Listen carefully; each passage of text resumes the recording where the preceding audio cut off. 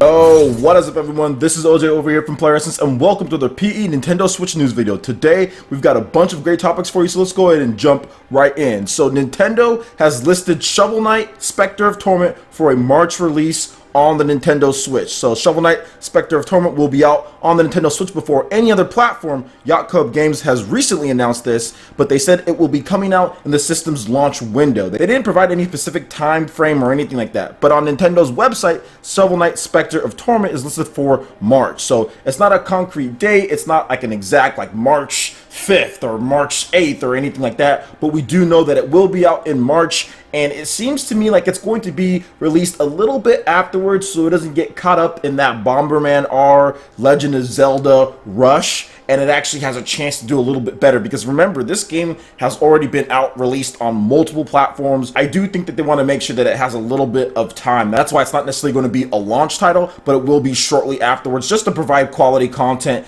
after the initial launch, where you don't have another Wii U situation to where you launch with a bunch of games and there's nothing afterwards. So I'm really looking forward to this content. It seems like Spectre of Torment and all the stuff that they're adding in is actually going to be really fun. So yeah, I'm definitely going to probably play, stream, do whatever it is, and you guys can let me know how you guys feel about Shovel Knight in the comment section below. Alright, next we do have another solid release date for another Nintendo Switch game. So Has Been Heroes has been slated for March 28th on the Nintendo Switch, and that is a concrete release date. Developer Frozen Byte, these are the same guys who actually made Trine and Trine 2 plus Trine 3. Check this out, guys. This game will be available physically and digitally. However, GameStop will be selling the retail version exclusively as far as the physical version of it. And this game actually looks really interesting because it's an RPG, like strategy RPG with like Viking looking dudes and magic and all that. And it's kind of like Trine, but like an RPG when it comes to like the character design and how it looks, and just like that style of how Trine is, but done in a more cartoony way, done in a different way. But I do see the Trine resemblance here and there, and I love the fact that it's an RPG.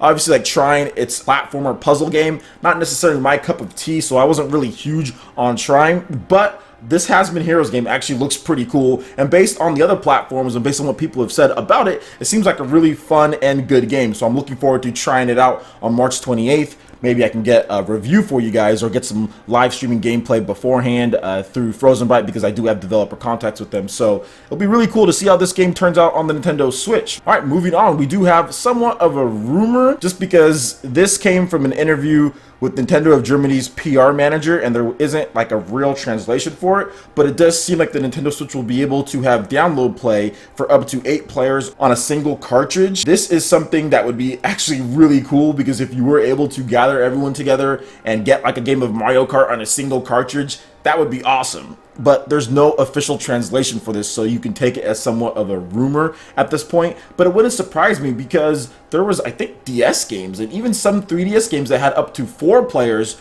on a single cartridge. It was very few, but there were some to where you can play multiple people on a single cartridge. So it wouldn't surprise me if Nintendo said, yeah, up to 8 players, limited features, limited stuff that you could do, maybe just a basic race in Mario Kart, maybe a couple tracks, and you can just download, play that out, and then you can go. Obviously, as a portable, this Nintendo Switch is easily the strongest dedicated gaming portable in just portable mode than we've ever seen. Completely blows away the 3DS and the PS Vita, so I can definitely see the Nintendo Switch doing something like that if they wanted to. So this could be very interesting to see how it goes forward, although if you're looking at certain games that would take advantage of this, like let's say Mario Kart, for example, I'm pretty sure more than one person in your group or whatever is going to have Mario Kart if they have a Nintendo Switch. So, I mean, I don't know how much functionality we're going to get out of this, or how much use more I should say, but it's still a nice feature to have if you're going to get-togethers, if you're going to like E3, or if you're going to places and there are people waiting in the line, you can have 8 of them play. I think that's going to be really awesome, and it might revolutionize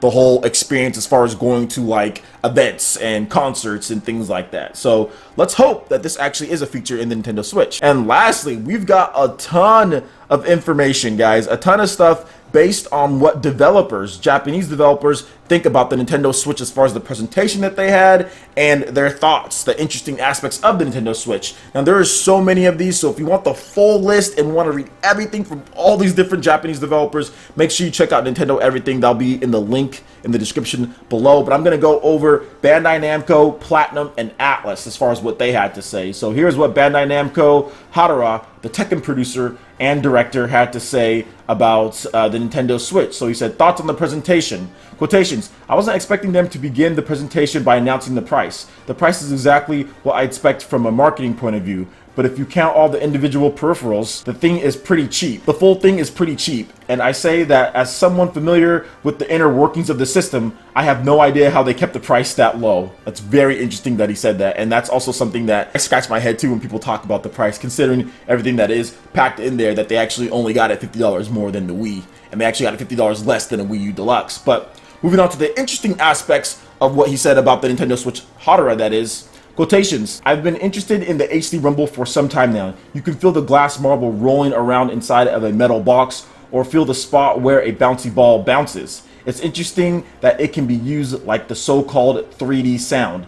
And this is just a crazy idea of mine. But the system itself is so light that if you took out the Joy-Con with the IR camera and set it up and placed the screen in some kind of apparatus, you could transform it into a wireless VR HMD by rendering the left and right sides of the screen separately for each eye. So I think the Switch is capable of a lot of different things depending on the ideas of the developer. That is very interesting, and I still don't know what he's talking about. So maybe someone in the comment section can explain it to me better. But overall, I think the Nintendo Switch, yeah, there's a lot of functionality that you can do with it. There's a lot of good tech, not cheap tech, but good tech packed into the Joy-Cons. Functional. Developers can use them if they want to, or they're completely optional. I think the HD Rumble will be a game changer for many different games. The whole thing with Dragon Quest, as far as Dragon Quest heroes being able to slash and feel like a squishy feeling, or being able to slash and feel like a rougher feeling, that to me is the next level when it comes to something that can affect gameplay, because Rumble affected gameplay back when Nintendo did the Rumble packs, and it's pretty much been a standard at this point in most controllers.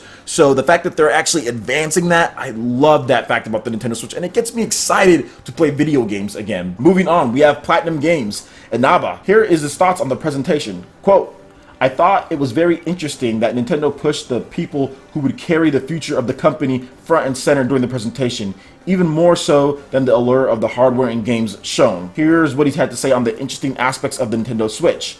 Quote, Platinum Games has already come out and saying we're developing games for the Nintendo Switch, so we understand what the hardware is capable of, which is why the price was surprising. This thing is seriously cheap.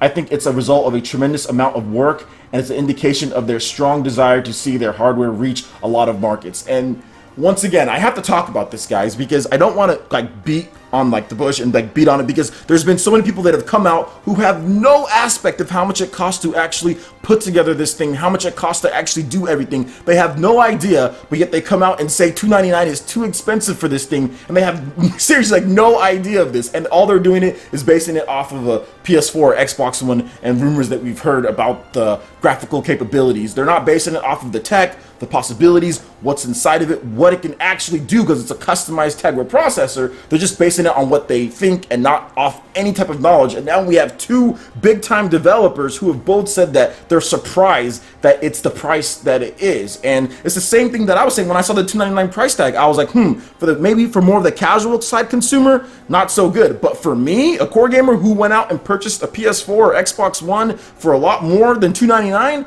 I have to agree, it's a great price for what you're getting for necessarily a home console that can play your games, that can play like Dragon Ball Xenoverse 2 and the next Tales game or whatever it is, or Steep, PS4 and Xbox One game on the go and at home. That increased functionality to me is worth a $299 price tag. So I do feel I have to agree on this. And Platinum Games, we all know they're going to bring it when it comes to games on this system. They brought 3 to the Nintendo Wii U, and that system was definitely not as smooth or as elegant or as good when it comes to tech specs and when it comes to functionality as the Nintendo Switch. The hook with this system is a lot more and a lot better, more like it. So I can see them bringing some amazing titles to the Nintendo Switch. Let me cross my fingers and hope for a Vanquish 2. Vanquish 1 remastered in addition to a brand new Vanquish 2. Do it, Platinum. You know you guys want to. You know you want to. Man, oh, and Bayonetta.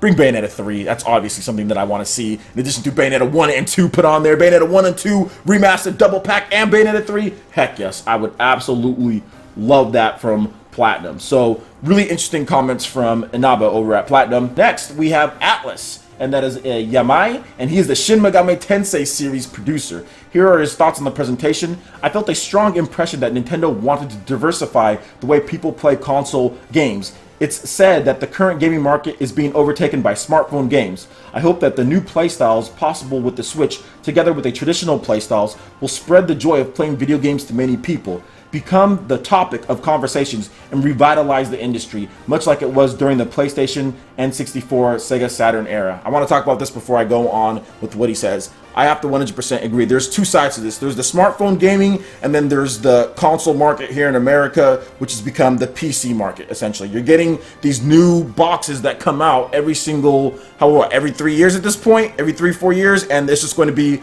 a marginal or incremental increase, and it's not really going to do anything more than better frame rates or just a resolution bump. It's essentially going to be the same thing. You're not going to have new styles of play. You're not going to have new ways to experience these games. And I think that's what he's trying to say here outside of just the smartphone stuff. I do think that back in the N64, PlayStation, Sega Saturn, PS2, GameCube, all of that was so exciting going from one system to another. They really brought about really amazing changes to gaming. But at this point, I'm not seeing that. And I'm seeing stuff that was pretty much on the PC. I'm seeing that being brought over and everyone just saying, okay, that's fine. Like sitting there and waiting for Grand Theft Auto to install for 10 hours. I'm not doing that.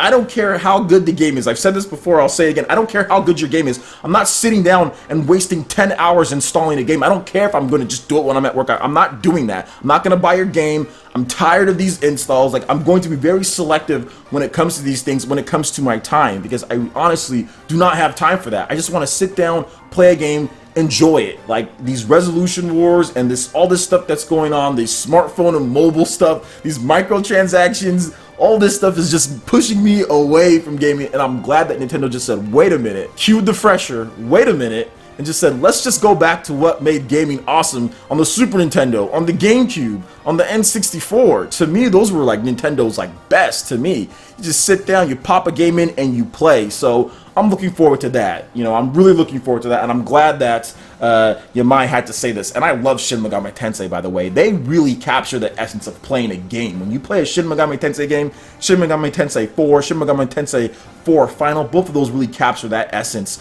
of just expanding what games can be. It's just on a limited platform, the Nintendo 3DS. Can't wait to see what they do with the power of the Nintendo Switch. Now, moving on to the interesting aspects from Yamai. He had to say this, quote, I think it's a huge appeal in being able to show off the home console games you're playing to other people. Thanks to its portable mode, players can show their favorite games off to their friends directly and even play together with them on the spot.